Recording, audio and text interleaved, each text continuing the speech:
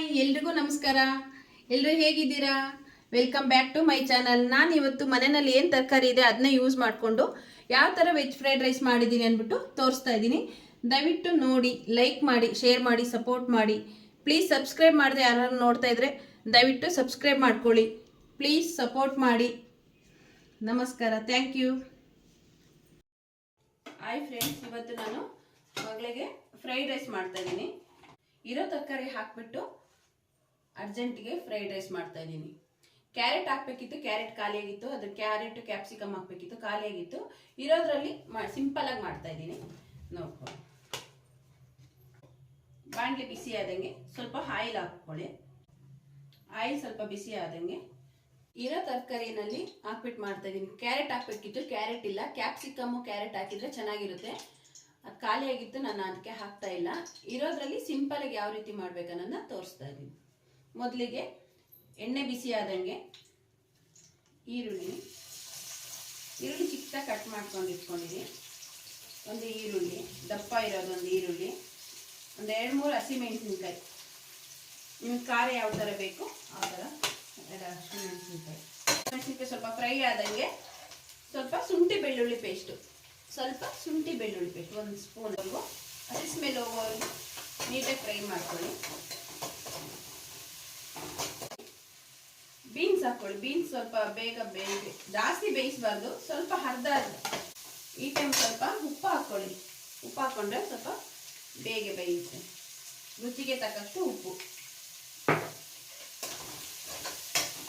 ಫುಲ್ಲೇನು ಬೇಯೋದು ಬೇಡ, ಮೀಡಿಯಂ ಅರ್ಧ ಬೆಂದ್ರೆ ಸಾಕು. ಅರ್ಧಂಬರ್ಧ ಫ್ರೈಡ್ ರೈಸಿಗೆ ಫುಲ್ ಬೇಯಬಾರ್ದು. ಈ ಟೈಮಲ್ಲಿ ಕೋಸು ಚಿಕ್ಕದಾಗಿ ಕಟ್ ಮಾಡಿ ಇಟ್ಕೊಂಡಿದ್ನಲ್ಲ ಅದು ಹಾಕ್ಬೇಕು.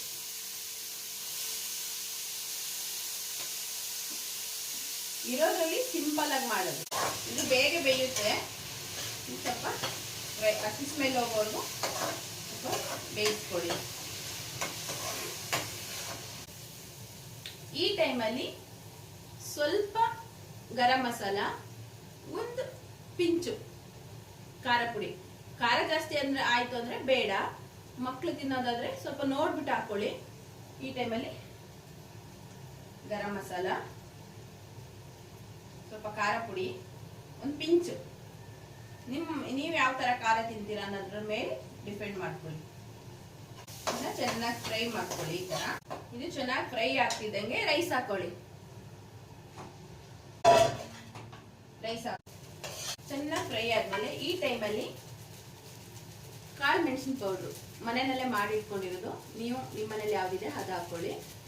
1 ಸ್ಪೂನ್, ಇದು ಇಂಪಾರ್ಟೆಂಟು ಫ್ರೈಡ್ ರೈಸಿಗೆ, ಇದೇ ಇಂಪಾರ್ಟೆಂಟ್. 1 ಸ್ಪೂನ್ ಪೆಪ್ಪರ್ ಪೌಡರ್ ಹಾಕ್ಬಿಟ್ಟು ಚೆನ್ನಾಗಿ ಮಿಕ್ಸ್ ಕೊಡಿ.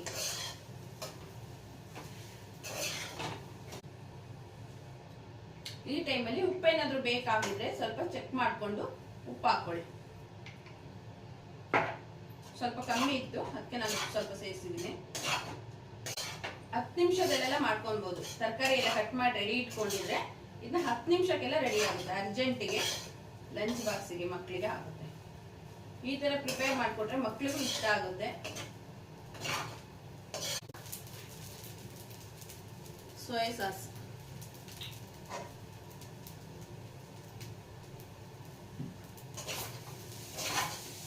ಸೇರ್ಸಂಗಿದ್ರೆ ಸೇರಿಸಬಹುದು, ಇಲ್ಲ ಅಂದ್ರೆ ಏನೋ ಆಗಲ್ಲ. ಲಾಸ್ಟ್ ಅಲ್ಲಿ ಕೊತ್ತಂಬರಿ ಸೊಪ್ಪು ಕಟ್ ಮಾಡಿ ಇಟ್ಕೊಂಡಿದ್ವಲ್ಲ ಚಿಕ್ಕದಾಗಿ, ಅದನ್ನ ಸೇರಿಸ್ತಾ ಇದ್ದೀನಿ. ಲಾಸ್ಟಲ್ಲಿ ಕೊತ್ತಂಬರಿ ಸೊಪ್ಪು ಸೇರಿಸ್ಕೊಂಡು ಮಿಕ್ಸ್ ಮಾಡಿದರೆ ಫ್ರೈಡ್ ರೈಸ್ ರೆಡಿಯಾಗಿದೆ. ಚೆನ್ನಾಗಿದೆ, ಟೇಸ್ಟ್ ಬಂದಿದೆ.